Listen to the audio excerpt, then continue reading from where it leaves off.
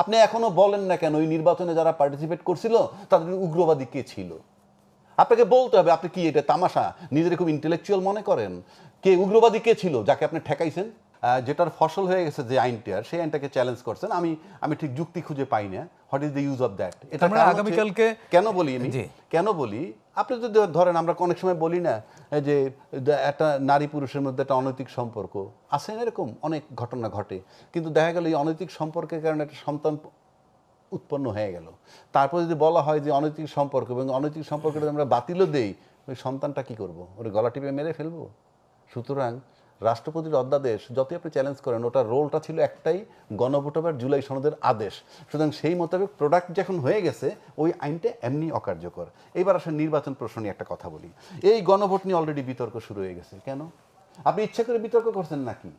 দেখেন, আপনি 12 তারিখ ভোট হইলো গণভোট, 13 তারিখ গেজেট দিলেন, এত % ভোট পাইয়ে ইত্যাদি ইত্যাদি সে পাশ করলো।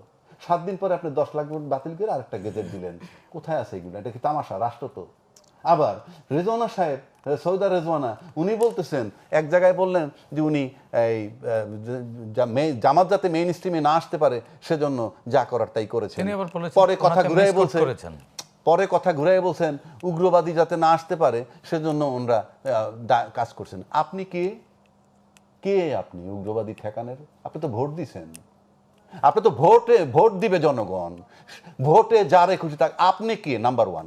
নাম্বার 2, আপনি জামাতরে বললে যখন উগ্রবাদী বলতেছেন, আপনি এখনো বলেন না কেন ওই নির্বাচনে যারা পার্টিসিপেট করছিল তাদের উগ্রবাদী কে ছিল?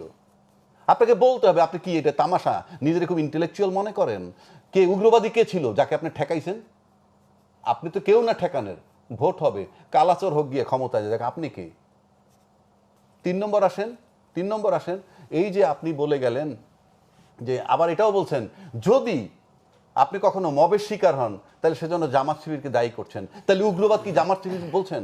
ক্লিয়ার করেন না কেন? ভয় পান? এটাকে বলে কি? এটা তো শুধু আপনার জামাতের ক্ষতি না উপকার, দ্যাট ইজ ইমমেটেরিয়াল। আপনি পুরো নির্বাচনটাকে কন্ট্রোভার্সিয়াল করছেন যে আপনি ইঞ্জিনিয়ারিং করছেন। এবং উগ্রবাদী ঠেকানোর মানে উগ্রবাদী কে? তাহলে উগ্রবাদীরা ক্ষমতায় আসতো, তাদেরকে ইঞ্জিনিয়ারিং করে আপনি ঠেকিয়েছেন। এই যে নির্বাচনের ইঞ্জিনিয়ারিং করছেন, তাহলে তো এই নির্বাচন বিতর্কিত। এখনো তো কেউ তাকে কিছু বলে না। কেন? কারণটা কি?